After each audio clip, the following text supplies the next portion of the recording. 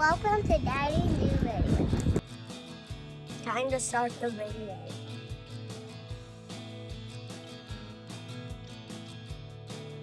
Please like and subscribe for more videos.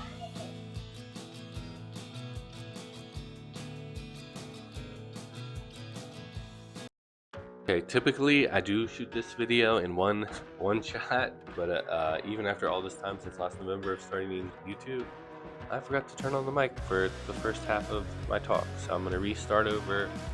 Okay, hope I get a little grace, but I'm restarting over. Microphone is working. The topic we're talking about today is being neurotypical versus being neurodivergent. Okay. I grew up in I was diagnosed in the 90s with ADD. This term was not around. I did not learn this term until recently, since more ADHD content is getting in my feed, since that's what I'm starting to coach. So let's just talk about the differences and see if we can learn something together. So have you ever heard somebody say they're neurodivergent and wonder what it means? Is it diagnosis? What does neurotypical mean? Again, we're going to break it down in simple terms so we can understand. The neurodiversity movement originated in the 1990s. The neurodiversity movement advocates for the acceptance, inclusion, and accommodation of all neurotypical types rather than trying to cure or to fix a cognitive difference. It focuses on providing supportive environments, the tools that allow neurodivergent individuals to thrive, resources and support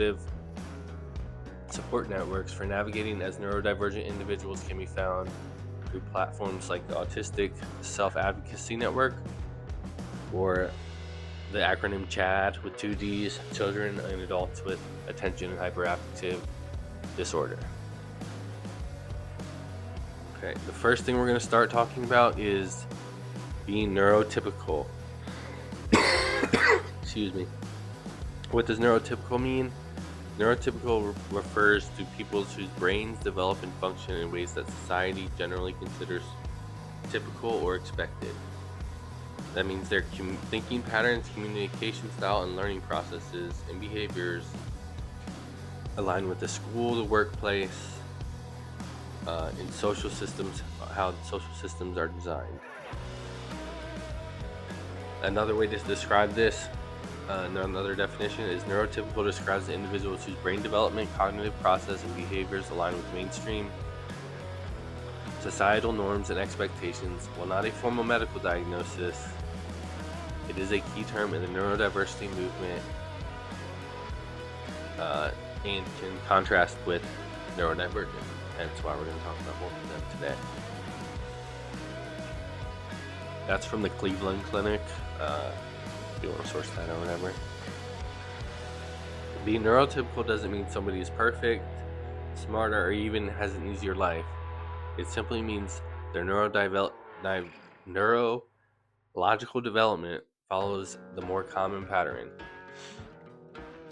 So a neurotypical person will, key characteristics that they'll follow is they'll have their developmental milestones. They'll reach physical, cognitive, and social milestones at culturally expected ages. Social communication, effortless navigation of unspoken social cues, body language, and figurative speech.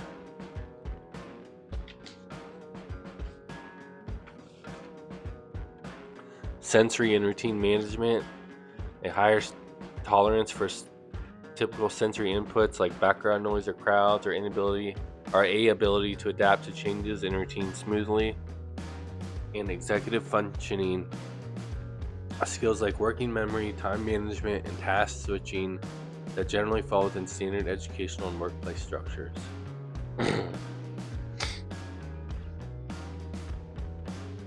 So again, they're learning through they can learn through traditional classroom methods. They understand social cues the way it's expected, and they can adapt to new environments easier than a neurodivergent person.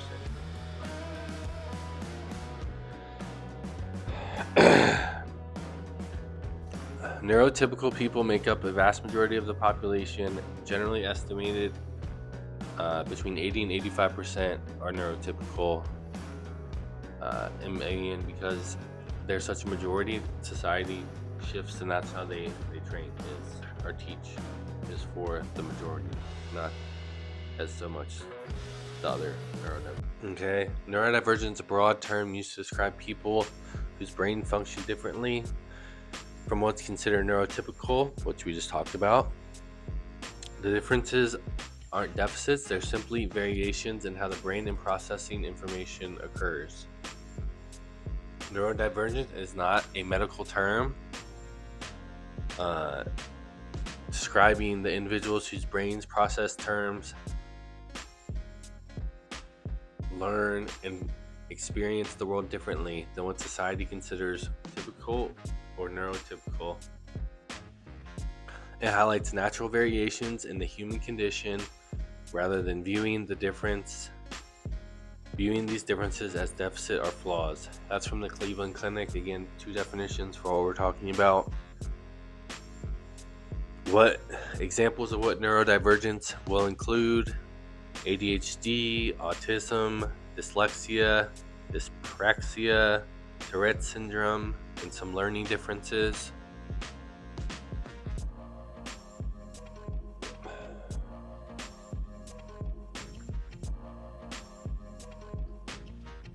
Many neurodivergent individuals experience incredible strengths such as creativity, problem solving abilities, hyper-focus, attention to detail.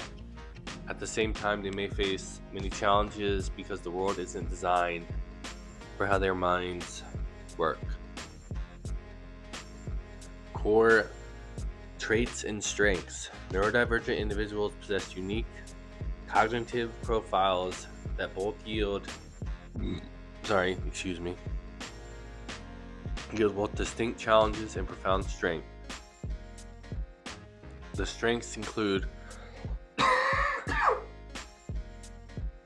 out-of-the-box problem solving, exceptional focus on interest,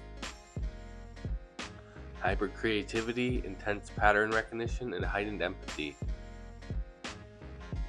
Some of the challenges often stem from navigating environments designed for neurotypical people and leading to being sensory overwhelmed and difficult in executive functioning, like time management and social anxiety. The different doesn't mean less, it just means different. Okay. The simplest quick comparison we can do, again, neurotypical, the brain develops and functions in society considers typical fashion, and neurodivergent, the brain develops or functions differently from what is typically considered typical. Whether you're neurotypical or neurodivergent doesn't mean you don't have self-worth, intelligence, and potential.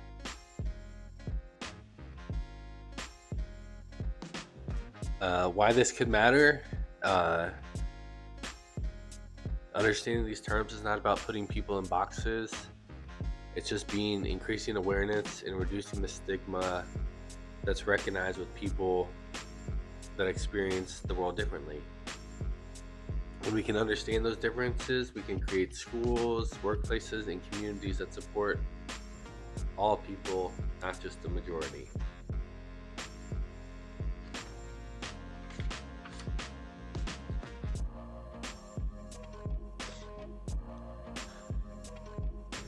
Okay, that's all I got for this video. I appreciate you guys watching. I hope you learned something. I know I was better able to clarify what they mean. Please like and subscribe, and I'll bring another video to you next week. Again, if you're looking for free ADHD coaching, if you're neurodivergent like me, I want to help you with all the strategies I've learned.